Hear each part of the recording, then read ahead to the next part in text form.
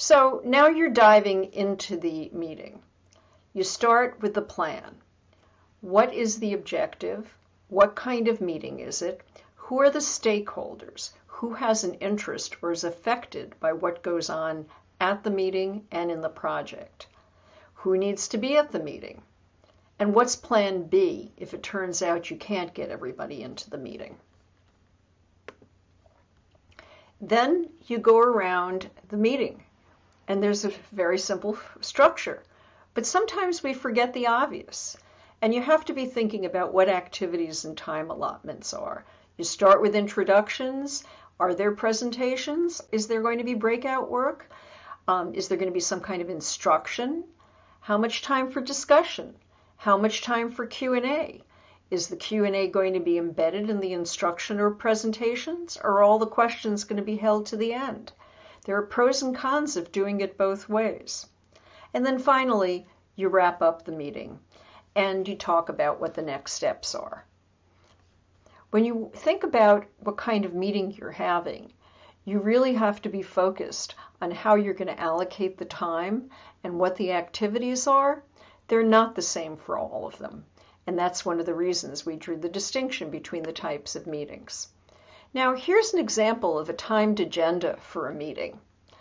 I really like this because I was able to get it from a template that actually calculates the amount of time that you're putting into different tasks or activities in the meeting and how much time you have remaining in the total duration. I highlighted that under the duration caption. But take a look at this. Starting time, end time, time elapsed, what's the topic or the description, who is going to lead it, who has to be presenting as part of it, are there others that you're going to be bringing in, is any action required other than assigning it, and what kind of resources are associated with that particular item in the meeting. Are you going to put in links, and any other comments you may have. I tend to create 2 timed agendas for each meeting. One of them is for the meeting leader, who has deep annotations to make sure that they have a playbook for how the meeting is going to go. The other one is circulated to the participants. And that's the way in which you try to get everybody on the same page. But I don't start by just circulating my meeting agenda. I usually circulate it, instead of to everybody, I circulate it to a few to make sure, particularly if people are leading segments, that they're on board, that they think the amount of time I've allotted to them is appropriate, that if there's anything else that needs to be addressed, that comes out during the feedback of the meeting agenda before it's actually circulated. And then you've planned for the meeting. You've done all that's necessary to create the agenda. You've circulated it and you're focusing on the objectives, the activities, and probably have somebody who's taking notes. And not just taking notes for themselves, but keeping track of all the decisions and action items that come out of the meeting. Maybe you even do want minutes.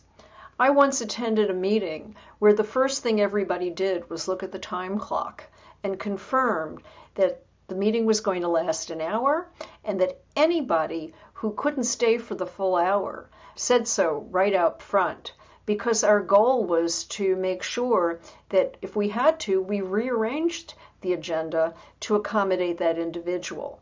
Other times, you reach the conclusion that you don't want to rearrange the agenda to accommodate anybody. You just say, okay, we'll table that and regard that as unfinished business and pick it up at another time.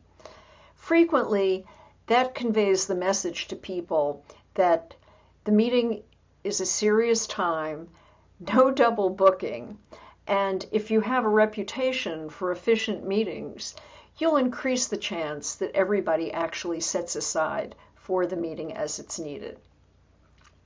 So then, in addition to documenting the meeting, you want to make sure that you go through the checklist of your agenda to confirm that you've covered everything. And if you haven't and the time allotted is passed, well, then you're into the follow-up meeting of whatever that purpose was, but for the purposes of staying on track and staying focused on making good use of everybody's time and that they're prepared when they come to the meeting. At the end, have you finished? Where do the follow-up items come out? What are the next steps, and where is that written down? How are you going to keep track of that after the meeting? I'm a big fan for having summaries after meetings are over and circulating them to the people who participated. Why? Because I've seen too many people walk out of meetings thinking that certain things were decided, thinking that somebody else was going to do something, and discovering that no, they were supposed to do something and everybody else was depending on them. So having a post-meeting follow-up is usually very helpful. Some people maintain the list on the original agenda. Finally, do you really need a meeting?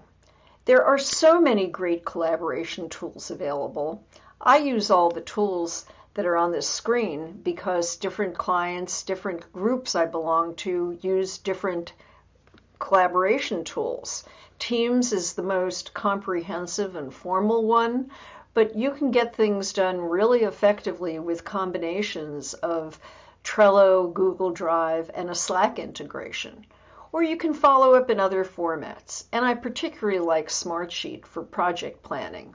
There are so many other collaboration platforms, and if you use them, it's a really good way of getting out of email and staying focused on what the plan is for the project.